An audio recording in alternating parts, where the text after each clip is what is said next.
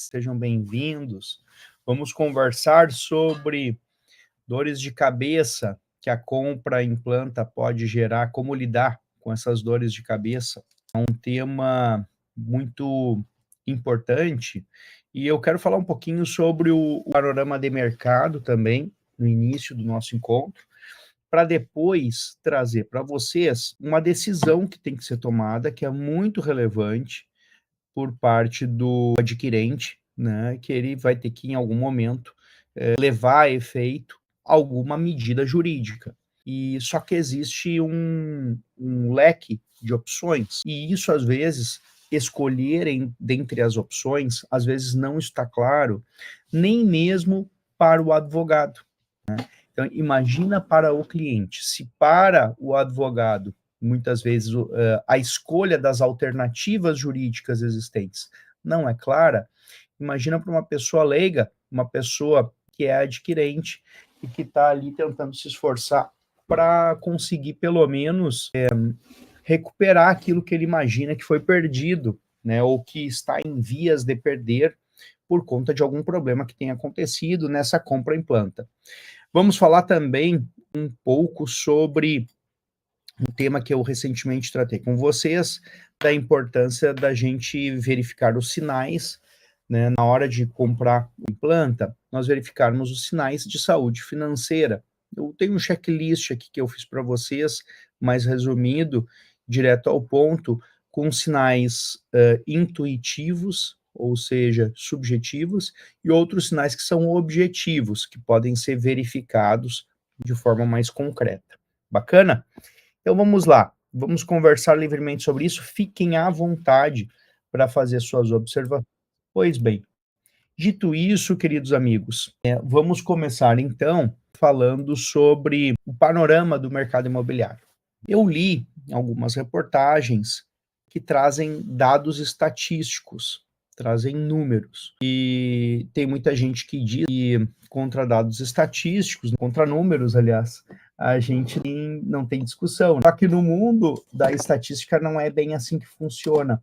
Para quem conhece o tema que está sendo observado por parte da estatística que está sendo desenvolvida, para quem domina o tema, muitas vezes a pessoa enxerga naqueles números algumas falsas expectativas. Então, é o caso do mercado imobiliário. Ano passado, foi divulgado um número de que houve um aumento de negócios imobiliários em 27%. 2.007%. Isso é muito grande. Cerca de 32, 33 bilhões de negócios imobiliários concretizados. Pois bem, nós temos que fazer alguns alertas sobre isso. Por quê? Porque nós vamos falar sobre saúde financeira de construtoras incorporadoras. E se nós estamos conselheiros, potenciais conselheiros para as pessoas fazerem ou não os seus negócios, a gente tem que estar também ligado, e não adianta a gente se entusiasmar porque é a nossa área e ficar fomentando ou estimulando que as pessoas façam negócio, e às vezes o negócio não é conveniente ou comporta algum tipo de risco.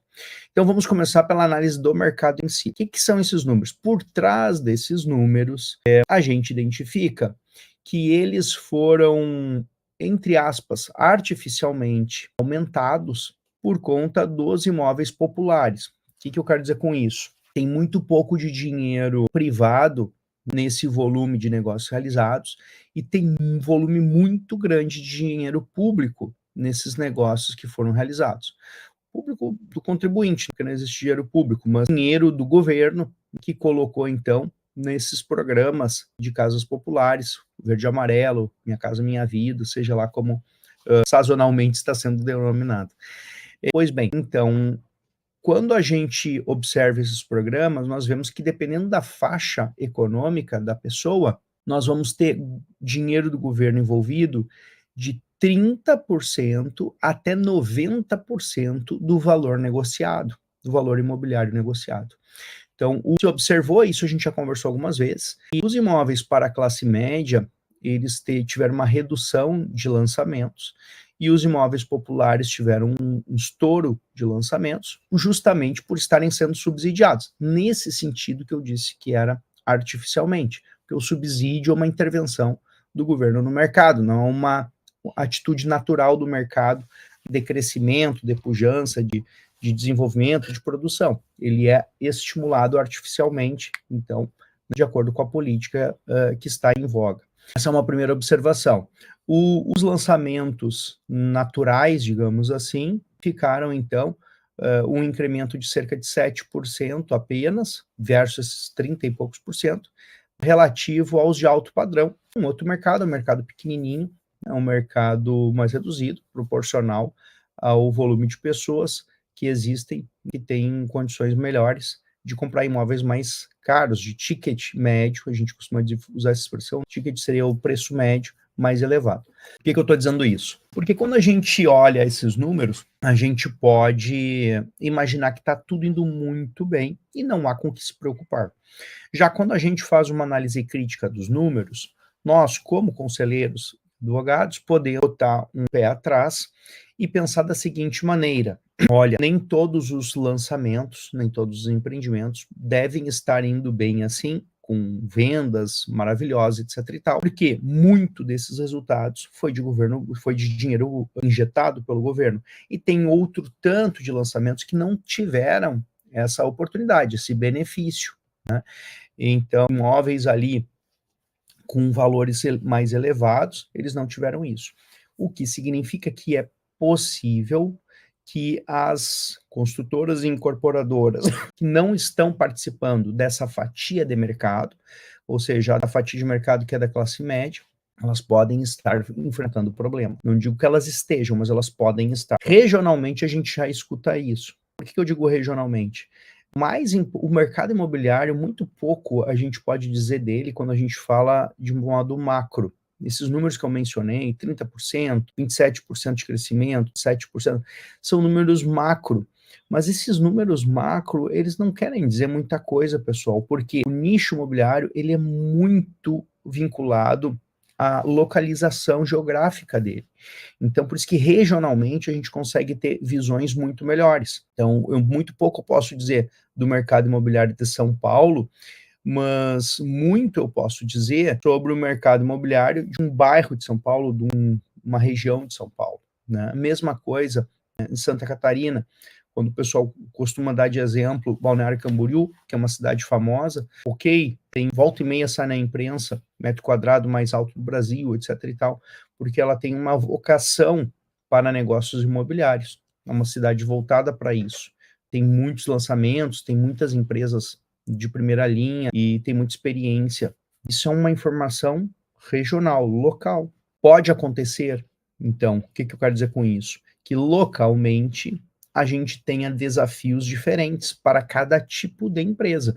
Uma determinada incorporadora construtora pode ser extremamente alavancada e estar sob risco, enquanto outra pode estar muito bem de caixa, pronta para enfrentar uma recessão que esteja, a gente diz isso, em virtude do aumento da taxa de juros, que já está em 14,25, vocês viram semana passada, né, ela aumentou, e vem nessa crescente por conta da força da inflação, enquanto não houver alguma outra medida ou algum outro estímulo de produção, que se produza riqueza, a tendência é que o uso artificial desse remédio, que a gente chama de remédio amargo, que é o aumento da taxa de juros.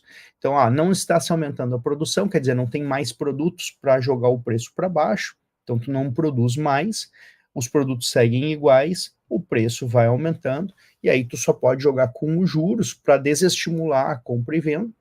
Aí vem o interesse para nós, né? O aumento dos juros desestimula a compra e venda. E acaba criando também, ao mesmo tempo que segura a inflação, que seria uma coisa boa, ele cria um problema porque ele acaba também gerando um ambiente de recessão, de dificuldade de aquisição de bens. E isso é importante para a gente estar atento enquanto advogados. E são muitas as notícias que eu tenho recebido de atrasos de obra, tá? Muitas mesmo. E as questões das pessoas são desde as mais triviais possíveis até as mais difíceis, porque com atraso de obra, nós temos 3 alternativas. E é isso que eu quero conversar com vocês hoje. Eu tenho alguns números aqui sobre atrasos de obras para conversar com vocês, e eu tenho também as 3 alternativas, 3 passos que a gente acaba tendo que dar, que seria a exigência da finalização da obra com busca por indenizações pelo atraso, ou né, nós teríamos a rescisão, como o dinheiro de volta, ou nós teríamos a terceira opção, que seria a destituição do incorporador, né. Então, nós vamos centrar o nosso encontro de hoje na tomada de decisão. Como é que a gente toma essa decisão? Qual será que é a alternativa mais correta? Será que tem uma alternativa que é sempre a correta ou vai depender das circunstâncias? Então, vamos conversar sobre isso a partir de agora. Deixa eu ver se a minha ordem aqui que eu tinha designado para o nosso encontro, o que é o nosso próximo tópico. Bom, nosso próximo tópico é uma rapidíssima releitura, colegas, sobre essa análise comercial que a gente pode fazer sobre a incorporadora. Se é verdade o que eu falei, e eu tenho alguns números aqui para passar para vocês sobre os atrasos de obra, apesar dessas estatísticas que eu mencionei que são um pouco produzidas artificialmente, pela injeção artificial de dinheiro no setor. Nós temos algumas informações, por exemplo, aqui, ó, esses dados foram colhidos de uma pesquisa que foi realizada em São Paulo, tá? Na região metropolitana de São Paulo, em que foram avaliadas 32 obras em 7 anos, e eles identificaram o seguinte: quando dá atraso de obra, esse estudo mais regional, então, que eu sinto que ele traz informações boas para nós, ele nos traz a seguinte observação, que quase metade dos problemas de atraso de obras são problemas internos da própria incorporadora. Então, 45% dos problemas da motivação do atraso são problemas internos. Tá? Apenas 25% tem de outras interferências externas, 15% pode se dar pelo clima, um desastre local, alguma coisa assim, então é menor. 10% é culpa do mercado, então quer dizer, também é um índice menor do que a gente imagina, e só 5% problema de fornecimento de insumos. Tá? Então, esses problemas eles acarretam uma média de atraso que vai de 1 a 6 meses. É uma média de atraso, mas a gente sabe que tem problemas que são mais graves. Mas isso nos faz pensar. Por quê? Se a maioria dos problemas são problemas internos, isso significa que é muito importante para nós, pessoal, a gente avaliar a condição de saúde da incorporadora que o cliente está buscando fazer negócio. Tá? Então, alguns sinais de alertas que a gente pode buscar, alguns relacionados à intuição, outros relacionados a aspectos objetivos, mais objetivos. Então, por exemplo, a existência de um histórico de atrasos. Então, uma incorporadora que vem sempre atrasando, então tu vai buscar informações dela no mercado, e aí tu fala com um corretor que não é o que quer vender, que é um de confiança, e a gente sempre tem corretores de confiança, né? Os corretores não querem ser corretor de uma venda só. Então, eles transmitem informações fidedignas sempre que procurados. É claro que o que está mais envolvido no imóvel que vai ser vendido, ele acaba tendo um conflito de interesse, porque ele tem vontade de vender o imóvel, e aí ele vai trazer a seguinte informação, via de regra vem essa informação. Não, ela atrasa, realmente está atrasando, mas ok, essa é uma informação que me acende a luz apenas amarela, não me acende a luz vermelha. Por que amarela? Porque isso é uma observação de tantas outras. Acontece de realmente a consultora vir enfrentando alguns problemas que podem ter sido de qualquer um daqueles que a gente mencionou, clima, etc e tal, aqueles outros de menor importância, e ela vem dando a volta por cima, atrasou uma obra, atrasou um pouquinho outra obra, mas está entregando, talvez a próxima obra venha até entregue em dia e está tudo ótimo. Mas também tem o outro perfil, que é o seguinte, a incorporadora que vem com problemas internos, que é a metade das hipóteses, ela vem com uma série de problemas internos dela, de condução de obra, problema dos mais diversos que a gente pode ter, desde gestão, má gestão, até a problema de equipe, etc e tal. Mas, fundamentalmente, colegas, ela vem numa crescente de atrasos que pode ser que o bilhete premiado seja o do nosso cliente, o que está fechando o negócio agora. Por que eu digo bilhete premiado? Porque ela pode ter entregue em atraso uma, entregue em um atraso mais um pouco de atraso a segunda, e na terceira obra ela não dá a volta por cima e não entrega. Por isso que eu falei, é um sinal amarelo. Pode ser o perfil 1, pode ser o perfil 2. E aí, o que a gente pode aumentar, então, a intensidade de buscas? Evidentemente, os sites de reclamação, eles são bem importantes, tá? De leitura importante, também recomendo.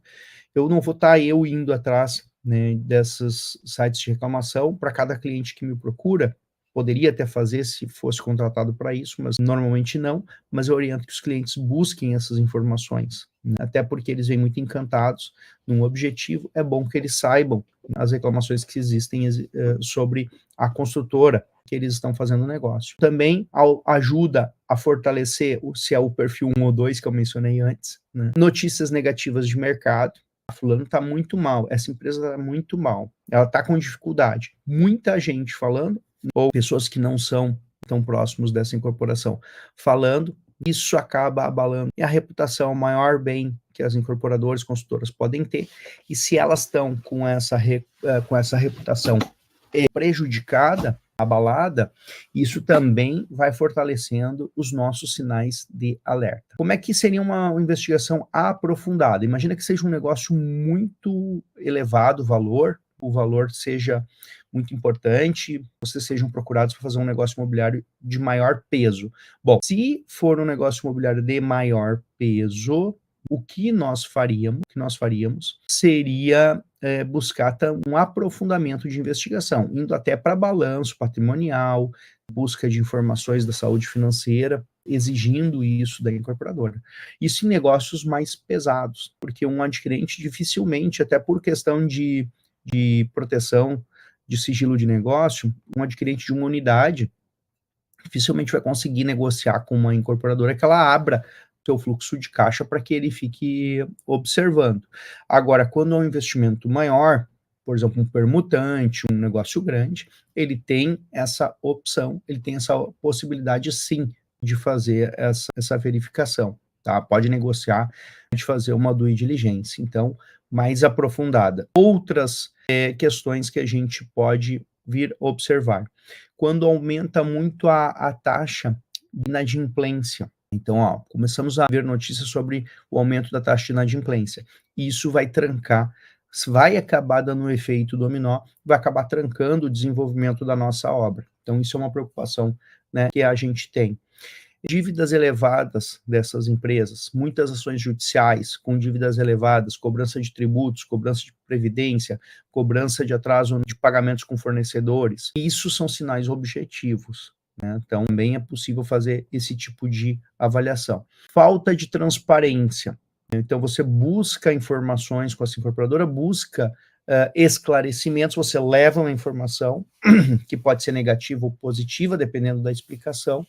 Imaginemos que a gente levou essas informações para a própria construtora, olha, me disseram que vocês estão com dificuldade, tal, tem atrasado as obras, e aí você percebe uma falta de transparência, ninguém para dar justificativa, os diretores nunca estão, ela não mantém mais o seu endereço, então essas situações objetivas, elas acabam nos dando um contexto dramático. Então, eu vou trazer para vocês agora um caso concreto, e aí nós vamos passar para terceira parte do nosso encontro, que é a gente avaliar as medidas cabíveis, como tomar uma decisão sobre as medidas cabíveis em uma situação dessa de aquisição em planta e vem a dor de cabeça, que é o centro nervoso da nossa aula. Puxa vida, não tomei esses cuidados e tal, já fiz a compra em planta, chegou a dor de cabeça, Rafael. E agora? O que eu faço para mitigar, para reduzir o meu problema? Então, lidando com as dores de cabeça em relação a esses aspectos mais jurídicos da compra do imóvel em planta, que é o nosso tema central. Nós temos, evidentemente, alguns passos antes de tomar qualquer medida em relação a uma construtora em atraso. Eu vou destacar para vocês que a gente tem um primeiro momento que é o da notificação extrajudicial, o segundo momento é uma tentativa de negociação, e o terceiro momento é a medida jurídica e, às vezes, judicial que a gente vai ter que adotar. Então, considerando esses três passos, vocês sabem, eu já falei muito sobre notificação extrajudicial, ela é essencial, eu não abro mão nunca, mas já está evidente que os caras estão em atraso, que eles estão inadimplentes, que eles estão em dificuldades, não interessa. Notificação extrajudicial é um passo de formalização de comunicação, de registro de tentativa da resolução amigável da questão, e ele acaba sendo um elemento essencial para demonstrar que houve a colocação em mora do obrigado, que é a incorporadora ou a construtora. Então, ela tem que ser utilizada sem sombra de dúvidas. A resposta dela ou não nos trazem sinais relevantes. Uma resposta ruim não é bacana, tá? Vou mostrar para vocês agora uma resposta ruim. Mas uma resposta, uma ausência de resposta, no meu sentir, é mais grave. Por quê? Porque dá a sensação daquela do circo, que levanta o circo, vai embora, ninguém mais sabe quem era, o nome do artista, quem que teve ali na cidade. Então, assim, ó, a ausência de resposta, para mim, me dá um sinal de menos idoneidade, tá? Uma resposta ruim, ela pode trazer uma malícia, um algo errado, etc e tal. Vou dar um exemplo para vocês, tá? Que eu respondi ontem, uma pessoa que me procurou ali no Instagram, ela me perguntou uma coisa relativamente comum, que é uma preocupação de quem tem atraso de obra, e eu respondi para ela o que diz a lei, mas me interessou que ela me mandou a resposta, né, a resposta à reclamação dela. Então olha que interessante, ó. Então ela me perguntou: "Olha, já passou os 180 dias", ela deve assistir certamente nos nossos materiais, né. Já passou os 180 dias e os caras continuam me cobrando juro de obra, eles podem me cobrar juro de obra, estando a obra atrasada por mais de 180 dias, que é o prazo de tolerância? Eu disse: "Não, né, passados 180 dias, não é mais possível cobrar os juros de obra". Aí ela deve ter aberto lá um chamado, e depois me mandou o retorno do chamado.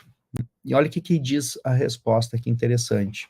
Ela diz assim, ó: "Olá, agradecemos seu contato e tal. Conforme solicitação, a cobrança dos juros de obra é realizada por parte do banco financiador". É verdade. Óbvio, juros de obra, né, é do banco financiador. "Ela permanece até que ocorra a emissão do habite e ateste 100% da finalização da obra". Sim, exatamente assim que funciona. Enquanto a construtora não conseguir terminar a obra, ela segue tendo que pagar pelo dinheiro que ela tomou emprestado para a construção, continua. Então são 2 informações corretas, tá. Enquanto todo esse trâmite não tiver completado, o banco não suspende a cobrança dos juros de obra. É verdade. Enquanto não tiver completado, não dá para transformar o contrato de financiamento de obra em financiamento da compra do imóvel, que é o que acontece quando a pessoa compra com um negócio imobiliário com juro de obra, né, ele vai pagando parte desse juro, ou totalmente esse juro, dependendo do negócio que foi feito com a construtora, direto para o banco que está financiando a obra, e isso o STJ já disse que é lícito, que isso pode ser feito. Com relação ao prazo para emissão, o prazo vai até a data tal, botou lá um determinado prazo. Caso tenha dúvidas quanto à cobrança dos juros de obra, deve procurar a agência, olha só a esperteza, a agência onde assinou o contrato de financiamento, salientando-se que a cobrança do juro de obra e o cálculo são de responsabilidade do banco financiador. Qual é uma malícia aqui, pelo menos teve um retorno, né? Para você não ter retorno é pior, mas há uma malícia aqui. Por quê? Qual que foi a minha resposta depois para ajudar essa moça aí que está nos acompanhando nas redes sociais? Disse para ela assim, ó, é verdade, tudo que eles disseram é a pura verdade, só tem um pequeno detalhe, tá? Depois do atraso, passado o prazo de tolerância, é ilícito cobrar do adquirente os juros de obra. É lícito seguir cobrando? Continua sendo devido para o banco o juros de obra? Continua. Mas quem é o responsável pelo atraso? É o adquirente ou é o incorporador? É o incorporador. Então quem é que tem que honrar com esses juros de obra a partir do término do prazo de tolerância? É o incorporador. Então vejam, colegas, que de coisas simples que a gente está acostumado a estudar no dia a dia, surgem dúvidas, as mais diversas dúvidas das pessoas. E, ok, eu dei um retorno para ela sabe qual é o direito dela, está tudo esclarecido. Mas e agora, o que fazer? E agora, o que fazer quando uma pessoa está diante de um atraso? Bom, eu disse para vocês, né, que a gente inicia com a notificação, depois vai para a negociação. Aqui ela fez abriu se fosse minha cliente, provavelmente eu estudaria daí os contratos e tal. Certamente eu ia encontrar, além do chamado, que poderia ser tido como uma notificação, né? Mas eu normalmente vou ter que teria que complementar com uma notificação extrajudicial para ficar mais robusta algumas questões e provavelmente notificaria inclusive o banco e construtor ao mesmo tempo, para que eles se acertem nesses pagamentos do juro de obra. E, no entanto, fora o passo e a possível negociação que venha, do contato que eles dessem, talvez se ajeitasse inclusive uma negociação, mas não havendo isso, a cliente teria que decidir sobre exigir o cumprimento do contrato pedindo indenização, né, e nesse caso dela pedindo que o juiz afastasse a cobrança do juros de obra de parte dela, para que fosse assumido pela responsável pelo atraso, ou uma rescisão completa do contrato, atrasou, devolve meu dinheiro e estamos conversados, ou, eventualmente, numa situação mais grave, a destituição do incorporador, né. Eu não quero complicar muito as coisas para nós, porque isso é uma aula, nós não estamos avaliando um caso específico, né, embora a gente goste de fazer estudo de caso, mas assim, para facilitar as coisas, né, colegas, eu costumo utilizar de referência muito da minha intuição e com a intuição, na verdade a gente fala intuição, né, isso acaba se desenvolvendo pela experiência, né, então a gente, quanto mais experiências tem, mais intuitivo a gente fica nas decisões, então eu não vou negar que muitas das vezes, quando os casos chegam para mim, eu confio muito na minha intuição, decorrente dessas experiências que eu tive, que eu tenho tido sempre, e além disso, existe um segundo elemento que eu costumo observar, que são os dados concretos da obra em si. Quanto que essa obra já evoluiu? Esta obra está prestes a terminar, faltam os acabamentos, esta obra mal começou, tem alguém lá dando andamento na obra, ou a obra foi abandonada e paralisada? São situações diferentes, né? São situações diferentes. Então, assim, muito simplificadamente, eu diria o seguinte, tá? Numa situação que a construtora está com muita dificuldade, praticamente insolvente, eu vou torcer para que essa obra tenha patrimônio de afetação e eu jamais pedirei a rescisão do contrato com o dinheiro de volta. Por quê? Porque um caixa zerado não sai dinheiro.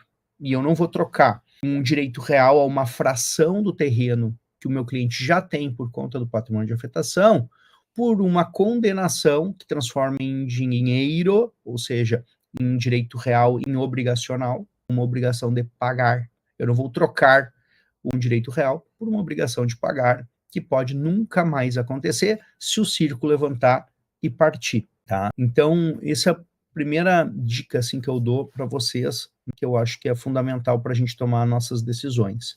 Segundo aspecto, tá, que eu sempre penso, imaginemos que seja uma construtora saudável e que por alguma desorganização naquele empreendimento ela atrasou. Bom, então dá para pedir o dinheiro de volta? Sim. Aí se torna factível, possível a gente pedir o dinheiro de volta. Maravilha. O problema aqui, daí é outro. Vale a pena pedir o dinheiro de volta? Bom, só vai valer a pena pedir o dinheiro de volta se o preço pelo cliente ou o saldo devedor que ele ainda tem que pagar seja tão elevado que não acompanhou o preço do imóvel, não valorizou a contento. Aqui é uma análise comercial, tá? É uma análise comercial. Então imaginemos o seguinte, o cara comprou um imóvel em determinado circunstância da economia, imaginemos que ele comprou uma época em que o país estava, o mercado brasileiro estava indo bem, e aí ele estimava que aquele imóvel que ele comprou por 500 mil, quando fosse entregue, estaria valendo 1 milhão.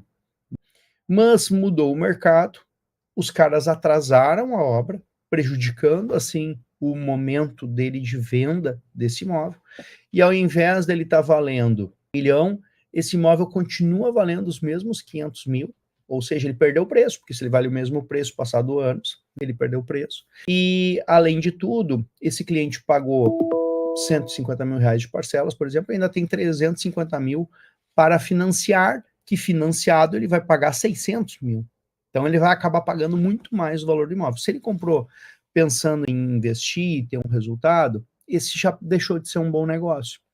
Mas quem atrasou a obra foi a construtora, então para ele é mais negócio pegar os 150 que ele já tinha pago de volta e atualizado, que daí esse 150 já virou, imaginemos, 220, 250. Então vejam que é uma análise muito comercial. Então essa é a segunda possibilidade. Então, uma avaliação comercial de mercado. Bacana? Pois bem. E quando é que a gente vai fazer a destituição do incorporador? Bom, a destituição do incorporador, colegas, é quando esta obra, o pessoal levantou o circo deixou a cidade, abandonaram o barco. Então, o circo levantou, sumiu do mapa, não tem mais ninguém, obra abandonada, é certeza de que tem que haver, então, uma destituição do incorporador. Ou isso, ou a passagem muito longa de tempo, com reconhecimento do incorporador, em reuniões e tal, de que ele não tem condições de seguir tocando a obra. Tá? Então, dito isso, é evidente que é uma situação em que este incorporador ele não pode mais ser mantido sob pena de as pessoas não receberem mais os seus imóveis. E aí, passa a ser interessante a destituição do incorporador e os compradores se unirem em condomínio e terminarem a construção. É comum que se façam associações ou que se faça um condomínio de obra, de construção, para fazer a finalização. É interessante essa solução, quando, como eu falei, o incorporador demonstra que não consegue mais prosseguir com a obra, e fundamentalmente quando o saldo devedor dos compradores é maior do que o preço para finalizar a obra. Então imagina que para fazer um prédio custasse, um pequeno prédio, custasse 20 milhões. E juntando todos os adquirentes, eles já pagaram 5 milhões por construtor e falta ainda 15, tá? E o construtor fez metade da obra. Bom, com os outros 15 de saldo devedor, eles vão conseguir certamente finalizar a obra. Então, nesse cenário positivo, vai dar trabalho, dor de cabeça, reunião de condomínio, reunião com os coproprietários, vai dar bastante dor de cabeça, vai ter que botar dinheiro na frente, mas vai ser solucionado, né? O pior de tudo é quando nós temos uma situação, né, em que o construtor desviou totalmente ou muito substancialmente os valores recebidos e não fez quase nada da obra. E daí a pessoa vai ter que pagar 2 imóveis. Aquilo que foi roubado, entre aspas, dos adquirentes, mais ainda a finalização da obra.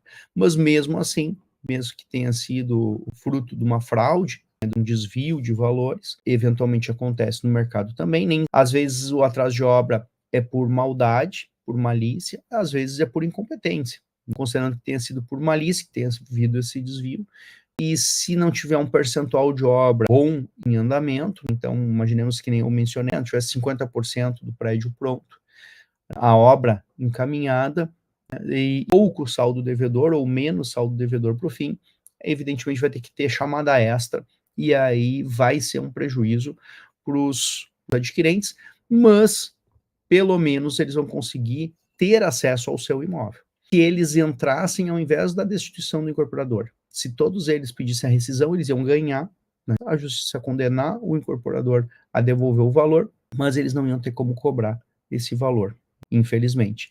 Ah, mas daí eles podem penhorar e vender, mas então perderam tempo, porque com a destituição do incorporador, eles podem fazer uma reunião de assembleia e vender imediatamente o terreno, entenderam? Não precisava ter pedido a rescisão. E mais, se o incorporador faz uma falência, se ele entra em falência, esses credores passam a ser credores obrigacionais. Se você destitui, você fica com o terreno e toca a obra, independente de falência. A falência não pega patrimônio afetado para a obra. Tá? Viram, pessoal, como são várias situações e circunstâncias que vão produzindo as decisões. Então, não existe uma decisão pronta. Claro que eu trouxe para vocês alguns elementos que ajudam bastante a reflexão, mas não existe uma decisão pré-acabada. Ó, aconteceu atrás de obra, faça isso. Não. Cada caso, ele vai ter que ser avaliado dentro das suas circunstâncias e peculiaridades.